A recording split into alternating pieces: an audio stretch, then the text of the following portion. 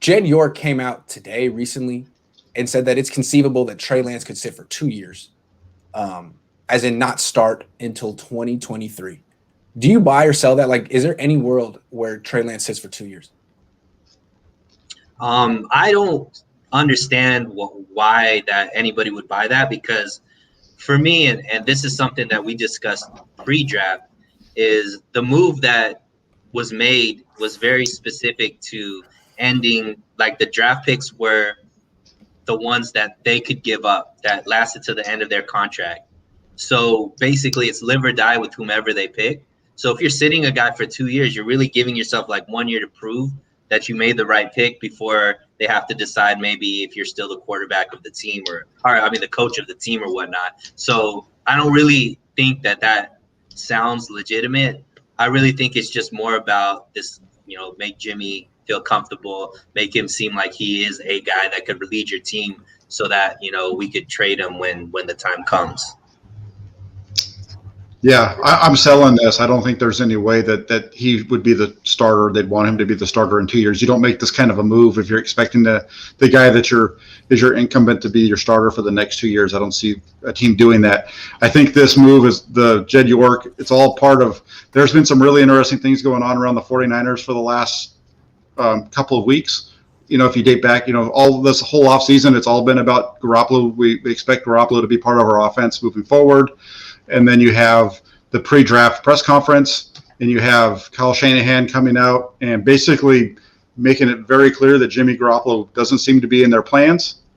And then, that doesn't go over very well. They draft Trey Lance, and one of the things in the Trey Lance press conference after they picked him, you have Kyle Shanahan coming on and kind of trying to make it like he was just throwing out a joke, that kind of thing.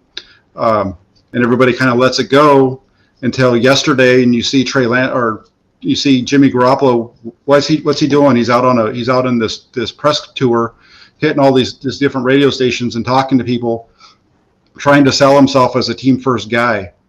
And now you've got this thing coming here from Jed York. I really think there's a lot of talk about smoke screens during the draft. I think we're seeing the smoke screen right now with what's going to be happening. Oh, yeah, that's fair. I guess this is how I read it. It's like, yeah, they want him on the field as quickly as possible, and it's possible that he'll be ready week one because he's that great. But he technically is their first round pick, not only next year but in 2023. So they can't ruin him before then. They can't ruin his confidence. They can't get him. I mean, he needs to be ready to go if he's playing. Like, I think of him almost as like in the minor leagues right now. Yeah, he was their first round pick, but they're going to go be as cautious with him as a baseball team would be with their number one pick ace. Like, okay, yes, fine. Like, when you show you're ready, we will put you to AA. When you show we're ready, we'll bring you to AAA. But he's got. I don't think they're just going to throw him in to the majors just because right away. I think he'll have to show some things, and maybe he will. I mean, he could tear it up in preseason. He could be great. But if he's not, and Jimmy Garoppolo is really good. I mean, say the injuries with Jimmy Garoppolo were just a fluke, and he comes back and plays really well, and when he's healthy, his quarterback rating's like in 100. It's going to be hard for a 20 or 21-year-old rookie to beat that. And I don't think the Niners are necessarily going to take a step back in the short term at quarterback for the long term. I mean, they have an old team that thinks they're Super Bowl contenders and really likes Jimmy Garoppolo. If Jimmy plays well, it could make it hard on Trey. That's what I'm saying. You guys don't see him moved on that. I agree with you. I was timing out. My bad. Go ahead. I'm sorry. My bad. Sorry. Go ahead. Yeah. No, I agree with you. I think there's all kinds of bad things that could be happening here. If you have Jimmy, you got a question in the comments that plays to this, and Jimmy, if this isn't the Mahomes deal, right? I mean, you got Gore and Jed. Gore is one of the guys who told him, but you look at this Mahomes narrative. How it doesn't fit here is Alex Smith never took the Chiefs even to the Super Bowl. He was never ingrained as their starter. He was never a guy that took them to the biggest stage. And Jimmy Garoppolo's already done that, and he's got a number of these veteran guys that are on his back. We just heard that yesterday from Mike McGlinchey. That he's like the third or fourth of these veterans to come out and say this. It's a terrible situation to be putting Trey Lance in if you have all the success with Jimmy Garoppolo with him sitting on the bench. It's just really bad when it comes to the locker room. Yeah. I mean, what is going to be consummating Jimmy G playing great? I mean, if the team is winning, is that going to be what the rubric is? Because we've already seen that he doesn't necessarily need to play spectacular and the team can still win. Like, I don't think that the team winning is going to be on the shoulders of Jimmy G or Trey Lance, depending on how Kyle Shanahan schemes it, because of all of the weapons that they have, what they did during the draft.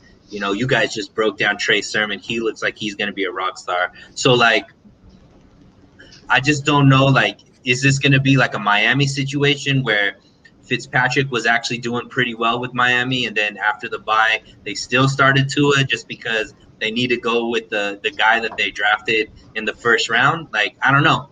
At the end of the day, I just feel like what Jack was saying, we don't want to see this implode, and we've seen it a lot of times happen, whether it be in with the Eagles. Now you could see what's going on with Green Bay. Like, this, I don't see any positives. Hopefully, the San Francisco culture is strong enough to be able to withstand this, but it just seems like all of a sudden now the big wigs with the Niners are going out of their way to prop up Jimmy for whatever reason. And to me, it just means that they just want to instill confidence in everybody else that he is a good quarterback so they could trade him. Like, if they were, I don't know, it just doesn't make sense why all of a sudden now there's this big 180 where before it's like, we need to get a starter, you know, like, I don't know. Like, why would you want a starter if you want to sit him for 2 years? It's just not there. It's not 100% in their hands. Like, I went through this before 10 years ago. Alex Smith had been there for 6 years. I mean, he had been there with Frank Gore and Joe Staley and a lot of those guys, and they liked him. And for Colin Kaepernick to take his job, he was going to have to show everyone on that team that he was at least as good as him. And we're just going to give the team to Colin Kaepernick. That would be very unpopular in the locker room. And I think if they just gave the team to Trey Lance before he showed that he was at least as good as Jimmy, a lot of people will be upset with that in the locker room. Now, I'm not saying he won't show that, but we're assuming that Trey Lance is going to come out and tear it up right away in camp. What if he doesn't? What do you do? I still think you can't just insert him artificially. He definitely has to earn it. And if he doesn't earn it by week 1, he could earn it by week 5. He could earn it by week 2. And until then, he needs to be playing. He can't be sitting on the bench. He doesn't get better that way. But you'll fracture the locker room if you put him play him too fast. They'll know. Sure. They'll know. Sure. Yeah. Like I said, if Jimmy outplays him, Jimmy should start. But if it's anywhere close, I think you got to start Trey. Agreed. So, we answered you, Raymond. I mean, I think he could benefit, like Mahomes benefited from sitting on the bench. But if he shows he's ready, what are you waiting for?